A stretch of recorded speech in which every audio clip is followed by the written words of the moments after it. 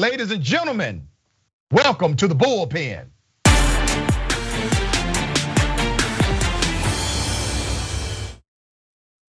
He's back. In the Bullpen today, we have Andrew Donaldson. Andrew Donaldson is a conservative radio host and commentator with Young Voices. He is the managing editor of Ordinary Times magazine and a widely published writer, smart guy, decent fellow. Good to have you. Quite the intro. Thank you very much, sir. Great to be back talking to you again. Absolutely, man. All right, we're gonna have fun with this one. So, Matt Gaetz. Matt Gaetz. Under criminal investigation, obviously still for sex trafficking an underage girl, at least one, maybe more. He said during a press conference that Donald Trump and him had a conversation about Trump becoming Speaker of the House. I don't want to presume what you know, believe about that topic, so I will give you an opportunity to express your sentiment. Well, first of all, if Matt Gaetz told me 2 + 2 was 4, I'd check the source material just to confirm it. But just for the sake of the conversation, let's take him at his word on this. Let's use an old phrase we've been using a lot during the Trump era. Do we take this literally? Do we take it seriously, or neither? Let's take the literal part first. I don't think this is happening. Yes, there's machinations where you could make somebody the Speaker of the House.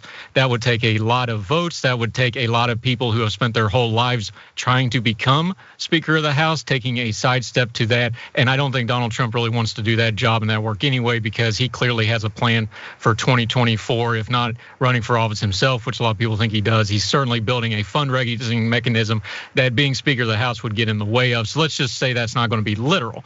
So do we take it seriously? Well, the actual part of Trump becoming that isn't probably serious, but what it tells us about what these folks are thinking, we should take very serious. Kevin McCarthy is in a whole heap of trouble. There's this, whatever you want to call this caucus that is very loyal to Donald Trump, doesn't want Kevin McCarthy arising to the speakership. They're being open about it. Marjorie Taylor Greene flat out said it last week, and Gaetz is kind of floating this as well. So what's really going on here is the Republican Party is sensing power. They and a lot of other people think they're going to do very well in 2022. They think they're going to get the House, and what we're seeing now is jockeying position. But when it comes to Matt Gaetz and these folks, they really only have one note, one song, and one tool in the tool bag, and that is to pull out Donald Trump. Yep. It's all they can talk about. It's all they can think about. It's all he really has is his political identity, so he has to be the most at it than anybody else. I think that's probably what's really going on here. He's getting lots of great press. You and me are spending time talking about it today. So he's winning as far as that goes. Is it really going to happen? I doubt it. Is it going to move numbers and move fundraising? Probably. Is it putting more and more pressure on Kevin McCarthy, who's in a lot of trouble and is probably in a lot of trouble when we go to do some voting here come January if they get the House? I think that's probably the part you take seriously. There's a lot of moving parts here. This is just one little piece of it.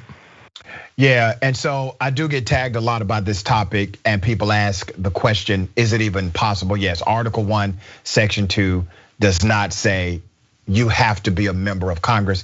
As a matter of fact, we've had people voted on, or they received votes who never served in Congress. Stacey Abrams has received votes to be Speaker, and others. So yeah, it is possible. It's never happened before, but it's possible. I actually agree with you.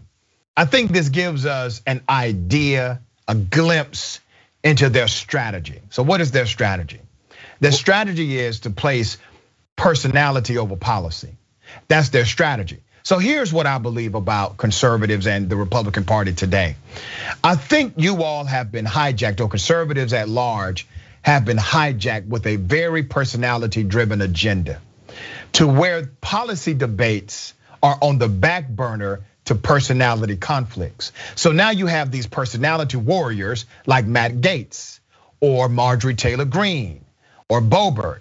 They're all about the person and personality, not only their personality and their brand, not only the brand of Donald Trump, but then also the personality of how they choose heroes and villains.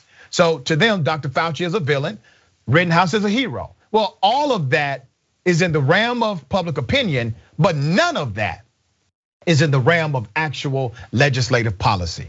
So because I believe they are incapable of true legislative prowess, they lean on their strengths, which is to create policy, which is to create personal chaos when they have no policy core. Do you disagree with me on that sentiment?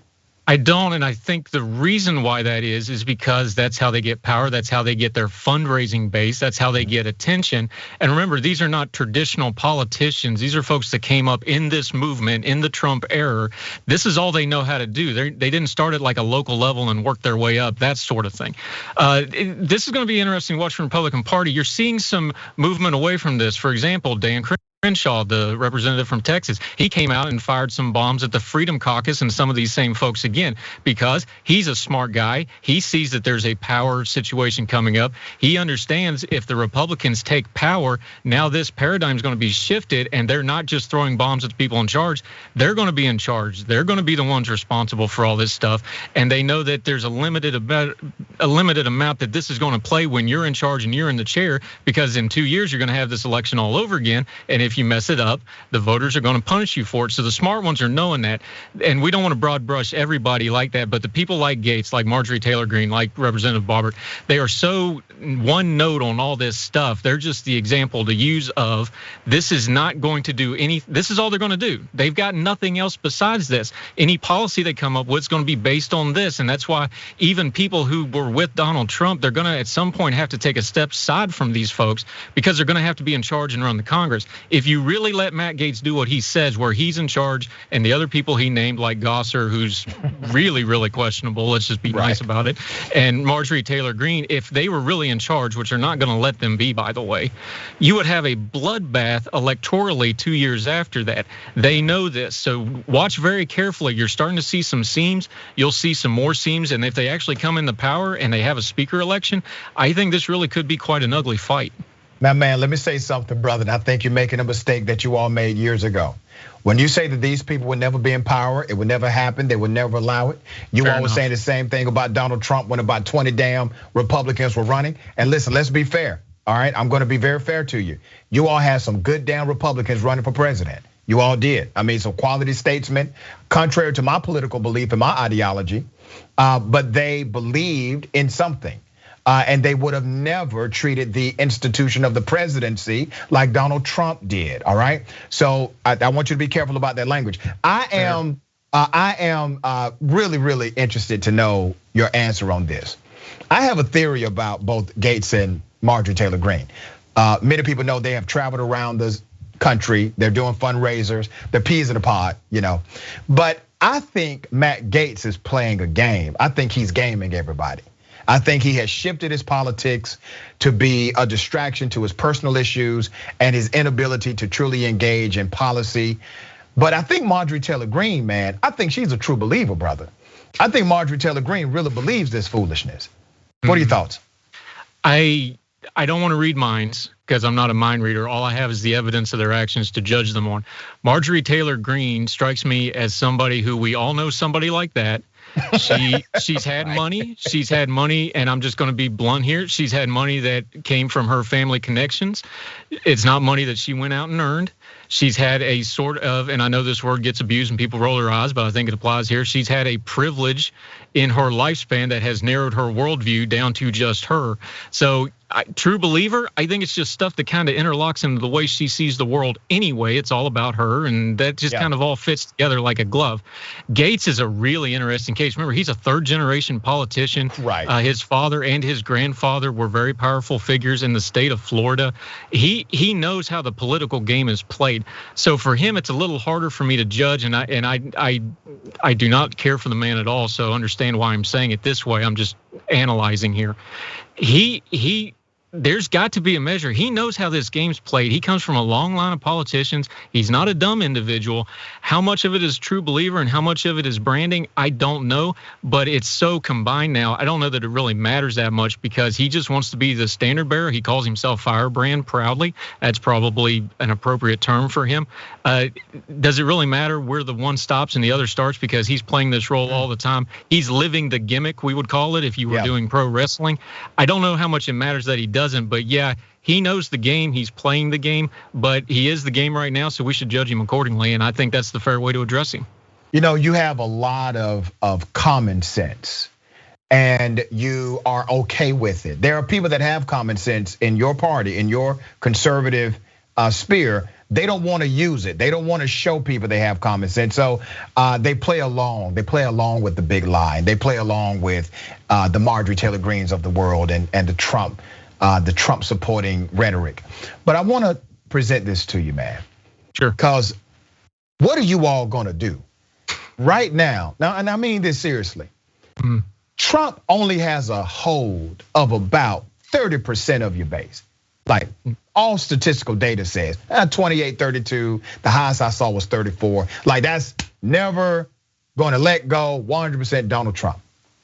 Which means you all still have, conservatives like yourself, you all still are the majority of the party, but you're scared of that 30% because of what they're willing to do to you, how they're willing to vilify you, how they're willing to polarize you.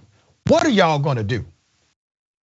I think there's something happening. If you look at 2020 and you look at, for example, the Virginia elections we just had, election participation is going way up.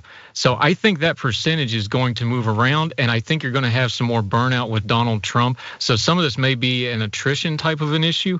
I can't speak for everybody, but I know why some of those people do. We already covered it with the Gaetzes and the Marjorie Taylor Greens. They're invested in it. They have a business model attached to it. They're not going to let that go because engagement is money, and those people are the most engaged, so they tend towards that. We've got a long way to go here. This midterm, let's take your favorite state, Georgia. Is Donald Trump's involvement in Georgia going to be a positive or negative? I'd argue it's probably going to be a negative. How's that affect him going down the road? There's a lot of time for Donald Trump to wear out his welcome even more. If he keeps focusing on that engagement while more people get engaged, remember Joe Biden got record numbers and Donald Trump did turn out more voters, but it wasn't as many as Joe Biden turned out. There's more people getting involved in the process now. So that 30% might get even smaller just by attrition over time. I don't think you're going to change people's minds on a lot of things, but I think there just may be a natural evolution away from it. I know that's not the answer a lot of people want because they want people to stand up and say, no, I'm done and walk away. That's not how a lot of people work, though. It's going to be a slower burn, I think. And let's be honest, the people like Gaetz, like Marjorie Taylor Greene, like Donald Trump himself can do, they wear people out. And if they get more time and more airtime, they may wear out. And I'll take your criticism that we can't say, well, it'll never happen because it happened with Trump. I was wrong on Trump. I'll admit that too, like a lot of folks. But we still got to have some faith in the American people in the long run, no matter what their party stripes are or their priors, to kind of grow a little bit and evolve a little bit. You never want to pigeonhole people and say they can never get any better. You say that, and I don't have much faith in Republican voters, and let me tell you why. Damn near 70% of Republican voters think it's important what you believe about the election being stolen from Trump. That basically, if you believe that the election was stolen, you're a Republican. You're good. You're good to go. If you don't believe that, we have a problem. That one test that has nothing to do with the value structure, has nothing to do with the policy, has nothing to do with the platform of the Republican Party, but 70% of likely Republican voters say it is important that you believe the election was stolen from Donald Trump. What say you to that? It's a disconcerting thing because I looked into it. I studied it myself. I found very little, you can find isolated cases, but certainly nothing systemic, certainly nothing that was going to overturn an election of that magnitude.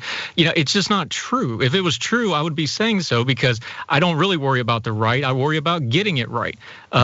I don't know how to make other people do that other than I try to convince people as best I can in my own advocacy. I try to partner with people that do the same. I can't change people's minds, and neither can anybody else for that matter. When you have something that's just an abstract fact, this happened, this is how it broke.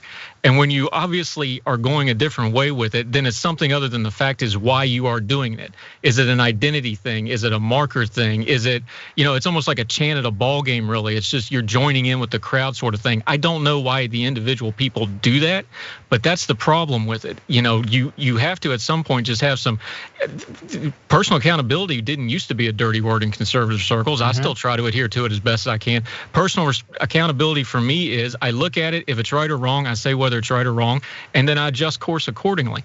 I hope everybody does that. I can't make them do that, but that's what I'm going to do, and I hope more people will do so.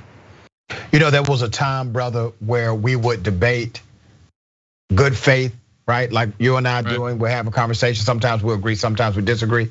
But it's a good faith conversation, it's a good faith debate. Here's what has happened. We're now debating if a fact is true or not. That's what it has devolved into. What are you getting? Are you getting any sense from the conservative movement that more and more people on that side of the aisle are starting to get wise to the chaos that Trump will bring them if he continues to lead the party? I think so, because even if they win the midterms, if you're gonna win in 2024, you're gonna have to do something with it. Just winning that by itself ain't gonna be enough. Because remember, President Obama did not do well in his first midterm. Reelected comfortably. You can go all through history. This is a historic cycle thing that you're dealing with midterms on top of all the other stuff. Just historically and cyclically, the out of party power does really well in a midterm, but that's not good enough once you lead and then you got 2 more years till the next election. I think that, but let me go deep on something you said a minute ago though about why people do this. I think it's what I've started calling avataring. Instead of having their own thoughts and their own principles, they just latch onto somebody and they become their avatar. And then whatever they do, that's what they believe, because it's easier to do that and put all the blame on them and put all the onus on that person. So you're seeing a lot of that. When it comes down to their own power, like we're going to be seeing in Congress, we were talking about, I think you'll start seeing some people peel off because they're going to be like, well, wait a minute, if this just goes to war and destruction for no purpose, you don't have the White House trappings to go along with that. A lot of people might think that price is way too high now, even if it's not an ethical and moral good decision, it might just be a good business decision. People might start peeling off a little bit. Man, you said something really powerful about the avatar aspect of this. I do gang deprogramming. I've been a gang deprogrammer for years. And what I see, groupthink, psychology, all of these dynamics, the identity of the tribal leader, like all of that can be contextualized in what's happening politically now. You have the same group think ideology. You have this personification of the group leader or tribal leader. You're not able to independently think, and you basically create a belief structure around the command of the person in charge. And it happens in a way that's so organic inside of them that they believe it is actually their belief, when it is not their belief, it is their indoctrination. It's the pattern of indoctrination. I appreciate you, brother, for being on the program. We're gonna have you back. Thank you as always. Anytime. All right. Anytime, sir. I greatly appreciate you. Same here.